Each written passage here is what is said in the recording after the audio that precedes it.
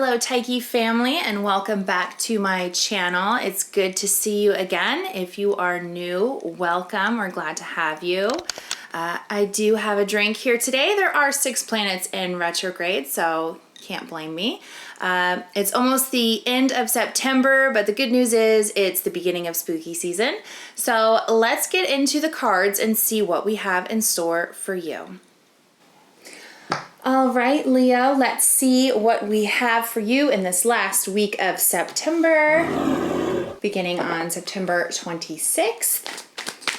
I always pre-shuffle, but I shuffle a little more just to make sure. Let's see what we got coming out for you. What fortune and fate have coming in. We had a couple jumpers, and I'm going to take them. Right. 3 of Wands, 9 of Wands, and the Strength card. Okay, so it looks like, to me, that there has been some sort of struggles, and it does look like you have been trying to hold on and keep hope alive and continue towards something that has been really trying here. That's kind of the core of the energy that I'm getting here in the beginning. Let's get some details on what this could possibly be and what it is that you might have been struggling with here.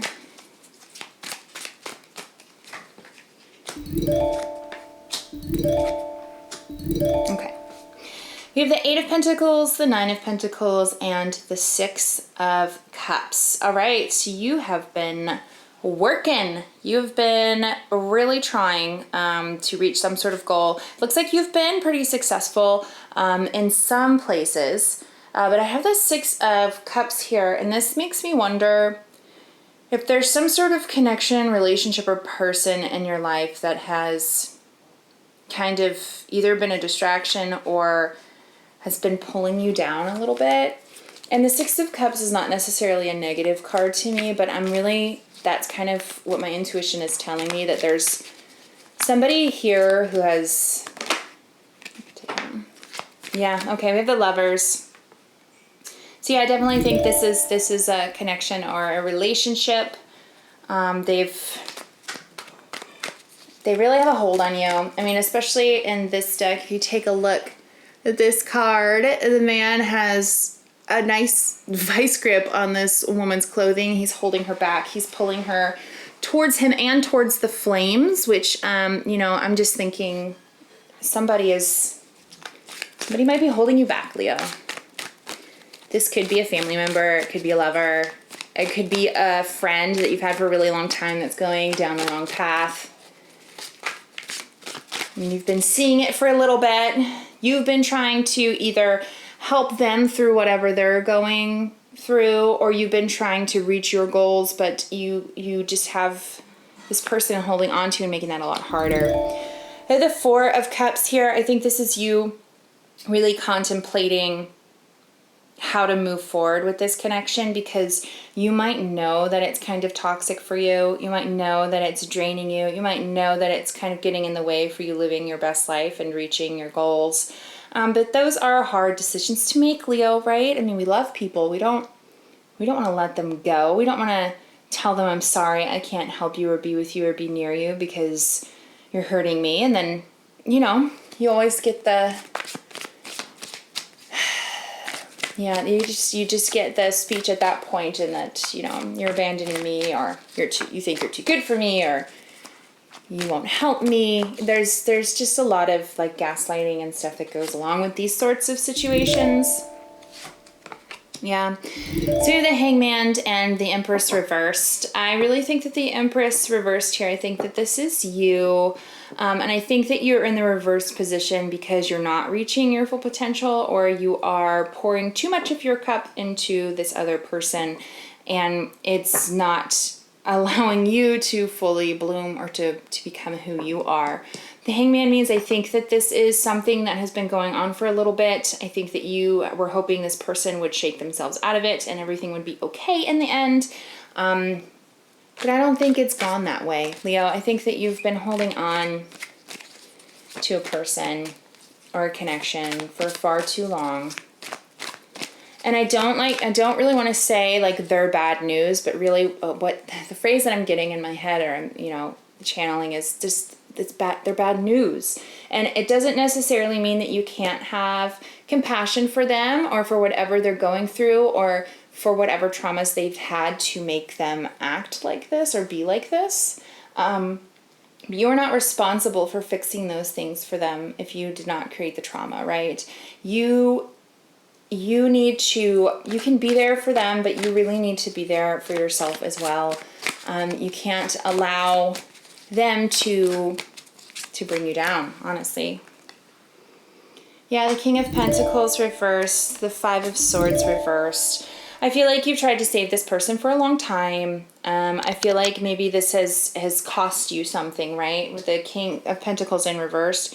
It could be monetary. It could be you paying for rehab for them, or, they wrecked their car, you got them a car, or they didn't have a place to live, you gave them a place to live. But it doesn't have to be. It could be time.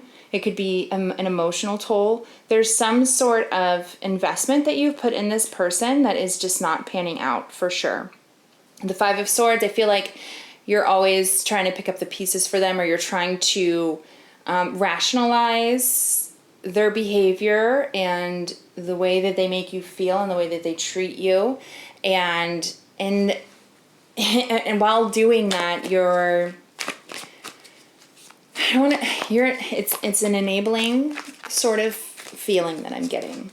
This is kind of a hard reading. It's just like a touchy subject, but it's definitely, Temperance. I think that a balance is really what's being asked for here.